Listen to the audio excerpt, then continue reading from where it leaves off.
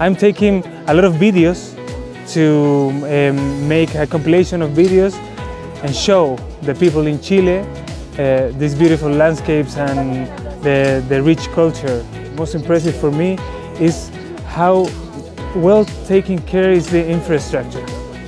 Because in Chile we have a lot of touristic places like this, but the infrastructure for everyone to visit is not as polished as this beautiful site.